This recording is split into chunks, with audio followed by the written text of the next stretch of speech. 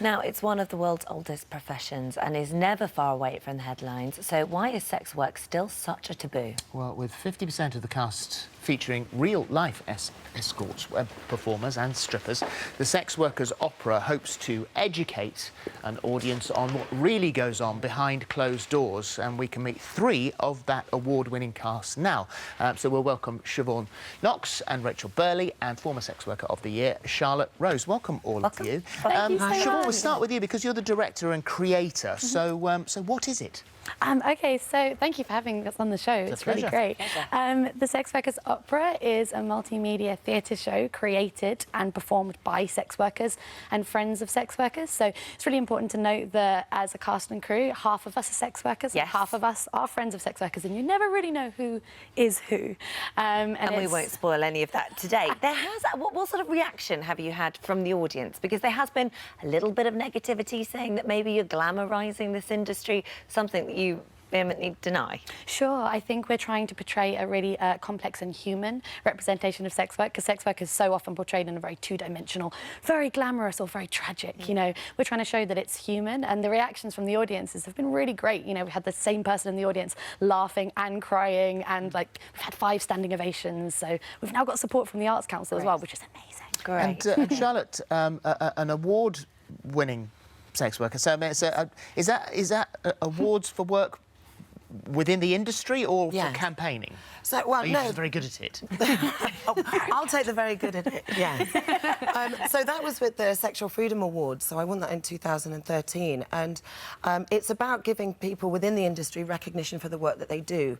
So I was really honoured to receive that award, yeah. And this is a perfect combination for you, because obviously with your background that we all know about because you've been on telly and the awards, but also you're a singer. I am, yeah. So this combines both things quite beautifully, and the fact that you love to campaign and raise awareness for sex work as well. Yeah, she's an incredible singer. Thank Belts you. it out. Oh, good. You should come and see the show, definitely. It sounds great. Mixing the two together was a perfect opportunity to raise awareness for the stigma that society still proclaims within the industry. And the show's been running for 2 years. It's grown, it's evolved, it's changed, and it's absolutely wonderful to be able to get the support from other networks around the world.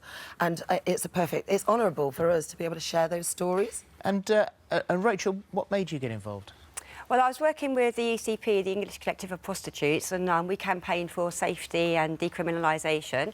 I also done a lot of work in theatre, and I'm a great believer that theatre is a very, very powerful tool to bridge a gap between what's happening on the ground and the public. And so the stories that we tell as part of the opera reaches out to people who really don't know what really happens and sex workers' lives.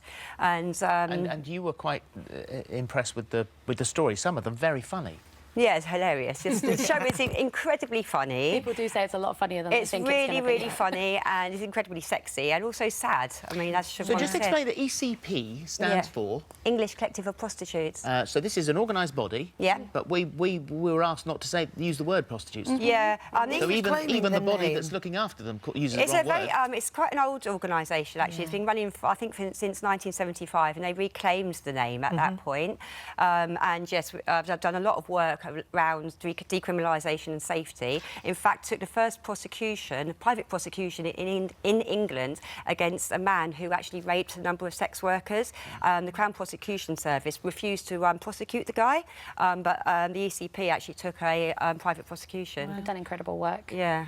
Sex worker as a whole, it covers a vast amount of people within the industry, so it's not just Webcam models, strippers, people who work in brothels. So this is why we prefer the name. Yeah. And so you've got how many in the company? So there's around 12 actors, and we have a mini orchestra of 3 to 4. So it's quite a big company at the moment. It's really wonderful. We're a really nice, strong community. We trust each other a lot. Something you can take your granny to?